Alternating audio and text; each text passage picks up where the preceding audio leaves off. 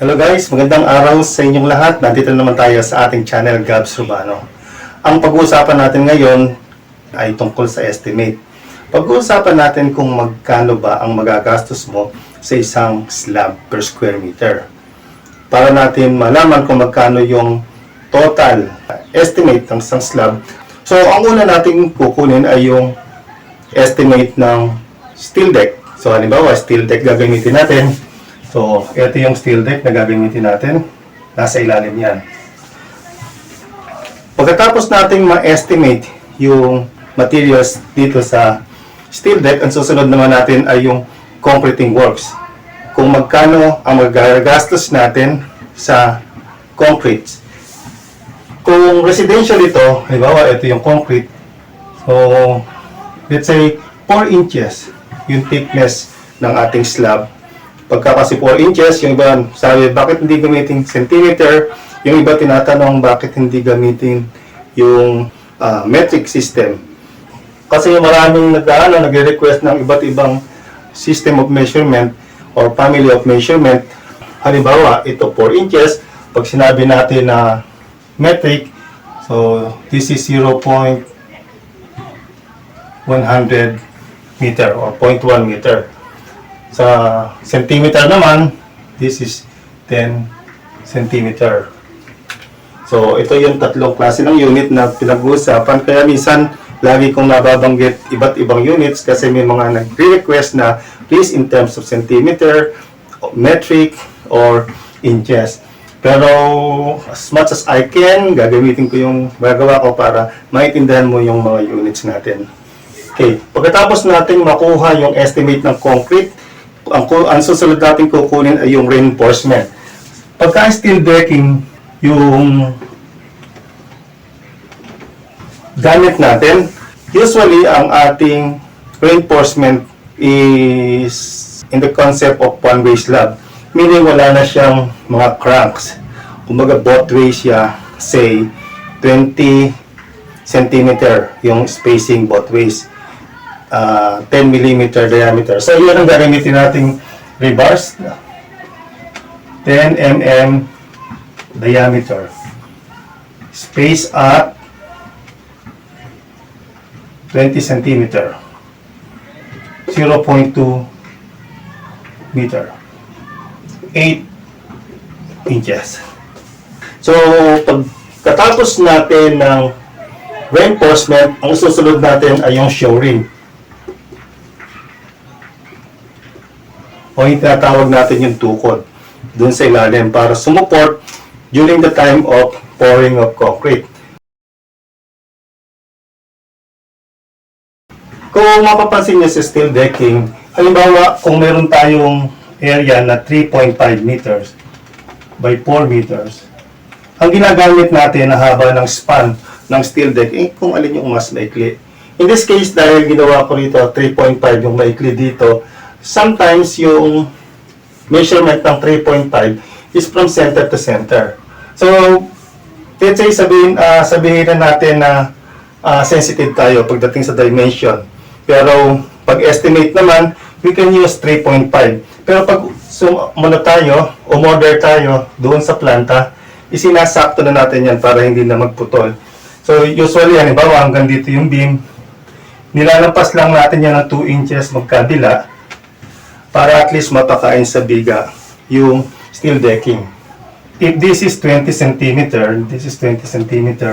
So meaning, dahil this one is 10, this one is 10. So, ang hanggang dito, ang magiging sukat niya is 3.3 meters.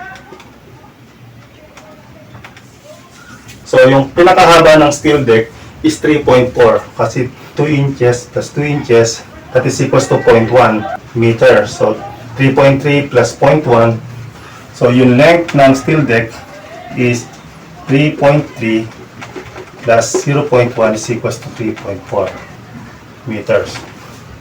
So sabihin natin may effective width yung gagamitin nating steel deck is equals to 0.24 meters. So, gamitin natin yung 4 meter na length para makuha natin yung number of pieces. So, number of pieces is equals to 4 meters divided by itong effective width ng steel deck. So, ilang steel deck ang magagamit natin? 16.67 or dahil nga number of pieces, estimate, so wala naman na order na 0.67, this is equals to 17 pieces. So, 17 pieces. The steel deck, 17 pieces, the steel deck.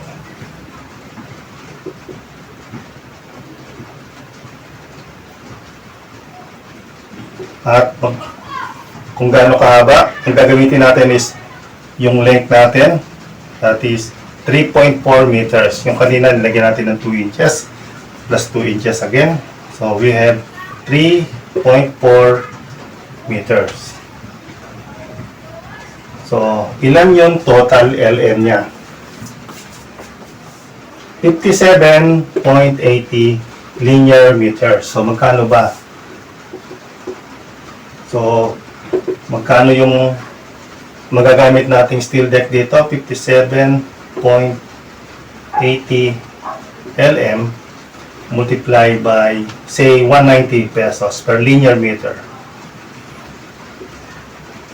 So, magkano ang magagastos natin yan? 10,982 pesos. So, ito yung magagastos natin sa steel deck. And, huwag kalimutan, meron pa tong delivery charge. Depende sa haba ng in-order natin. Kung mahaba, gagamit ka ng mas mahabang truck para ma-deliver. Kung maikli lang, so hindi naman ganun kamahal. At depende rin sa layo ng pagdi-deliveran. So, lagay natin sa taas dito. Number 1, steel deck, materials. Materials pa lang po tayo. 10,000. Mamaya na lang natin lalagay sa bandang huli yung mga factor of safety like yung delivery charge ito. 982. Okay, dito tayo sa number 2. Concrete works. So, sa concrete work, kukunin nating volume ay yung 3.3. Kung 4 meters yan, so, kung ito ay 3.5, naging 3.3 dahil center to center. Ito rin ay sabihin natin na center to center, so minus 0.2 rin. So, yung magiging, instead of 4, magiging 3.8. So, yung volume natin is equals to 3.3 multiplied by 3.8.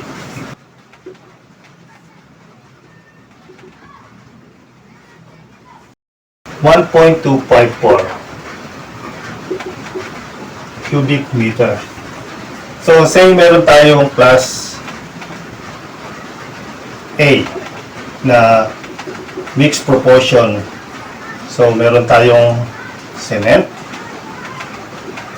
sand, saka gravel. Then yung cement, multiply natin sa 9. Yung sand,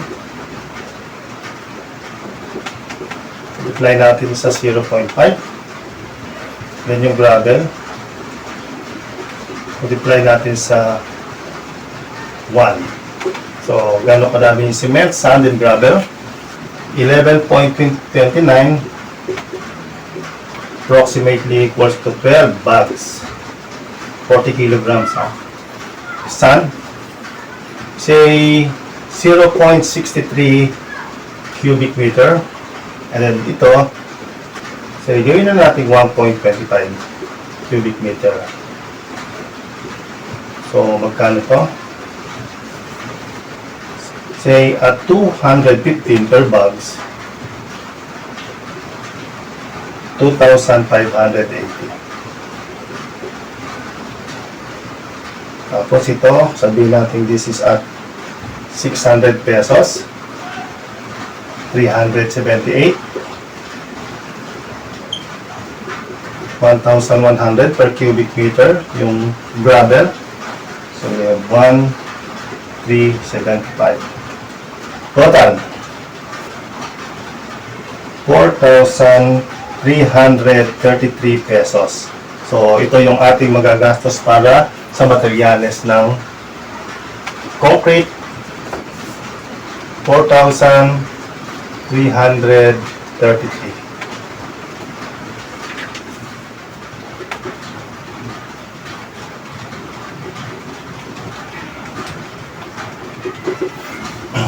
Ang reinforcement natin, katulad na nabanggit ko na kanina, is meron tayong spacing na 20 cm both ways.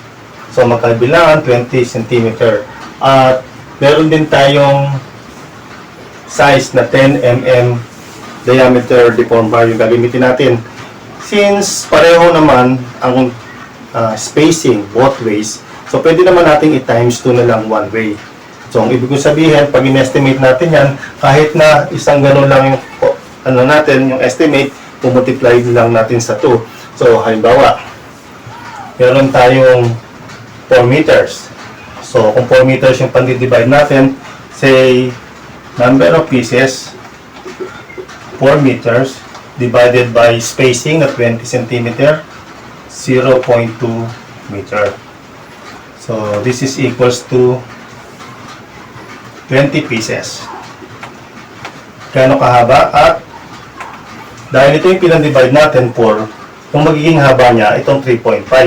Dahil ang 3.5 natin is doon lang sa center, paabutin na natin dito yung estimate.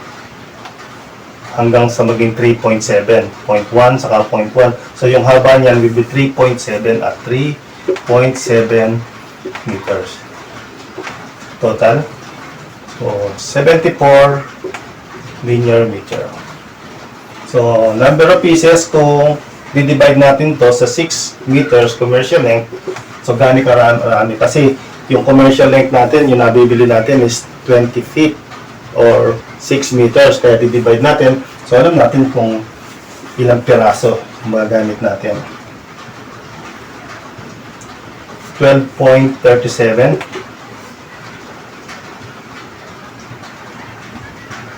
Approximately equals to 13 pieces.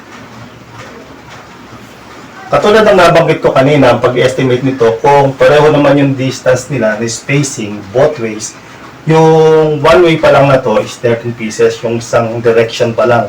Pag gagawin natin dalawang direction, ganito rin yung mangyayari sa number of pieces. So, na magiging times 2 na lang tayo para sabihin natin ito ay both ways. So, the number of pieces is equals to 26 pieces na 10 mm diameter deform bar. Magkano siya? At say 170 pesos. 4,420 pesos yung magagastos natin doon sa reinforcement. Wala pang alambre, yung alambre doon na nasa huli sa factor of safety. 4,220. So, yung last, shoring. Medyo pabago-bago yung shoring natin. Pwedeng tumaas, pwedeng bumaba, depende sa available materials.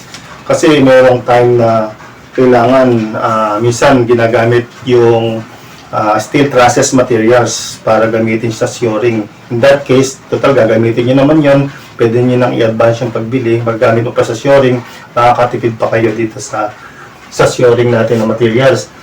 Okay, mag-direct counting na lang tayo dito sa shoring. Sabihin natin meron tayong shoring, naka-space siya na, bawa 3.3 siya. So kung in-spacing mo siya, this is less than 1 meter. Dito naman, meron naman tong walls, diba? Kung kabilaan. So, may formworks din yung biga na yan. Kaya, dito hindi mo na kailangan. So, kung magbibilang tayo, dahil ito usually, nasa 10 feet ito. Yung height. So, bilang lang tayo. 1, 2, 3, and then, 4. Yung factor of, yung sumusobra sa pwedeng papunta ron. Hindi ganapa. 4, 5, 6, 7, 8, 9, 10, 11, 12, 13. 14. So, sabihin natin rough estimate. Meron tayong 14 pieces na 10 feet coco lumber. So, pagka ito yung area, ito yan, ito pa lang yan, lalagyan natin. Lalagyan pa natin yan, lalagyan pa natin yan para nakatukod yan. So, ito yung latag ng steel deck. So, kung tatlo yung ganito, so times 3 na lang to. So, 42 pieces na 10 feet na coco lumber. So, magkano yung presyo natin? So, sabihin natin yung 10 feet merong 120 pesos. So, canvas na lang kung magkano, kung konting difference. So, kayo na bahalang magdagdag. Pwedeng lagyan na lang natin to. Gawin na natin itong 45 pieces. So, 45 pieces. So, 5,400. Yung 5,400 na to, pwede namang mabawasan yan kung may mga materials kayo ng roofing materials, yun ang gagamitin nyo sa ibang part, lalo na yung dito. Saka kahit isa man lang mayroong tuko doon para matibay, probably pwede pang mabawasan ito. So 5,400 ang ilagay natin dito.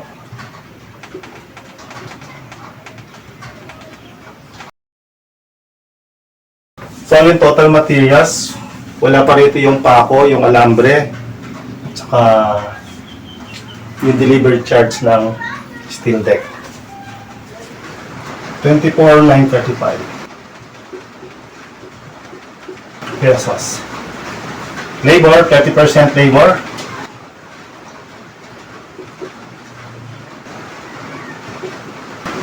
$480.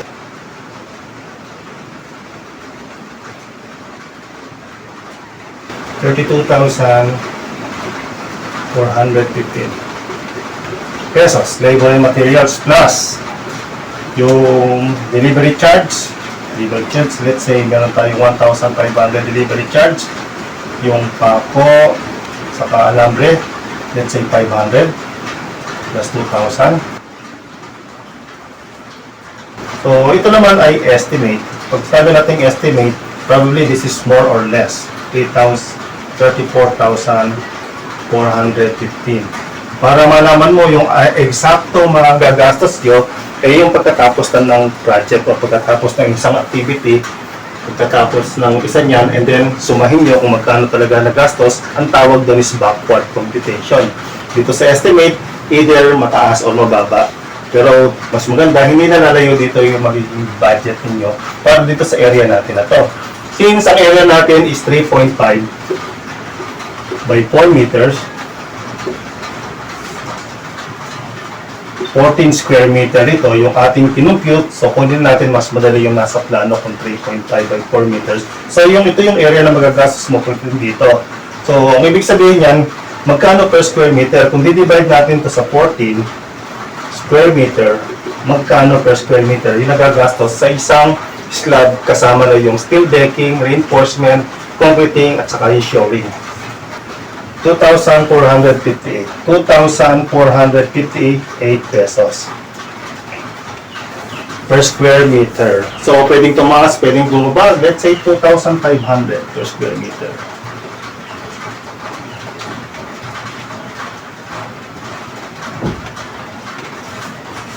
Para sa estimate ng slab na mayroong steel decking, concrete works, reinforcement at saka yung shoring. So hanggang dito na lang po ang ating estimate. So sana po ay nagustuhan nyo yung ating pong video. Paki-like na lang, paki-subscribe at saka pakikita rin po yung notification bell. So sa susunod na lang po ulit.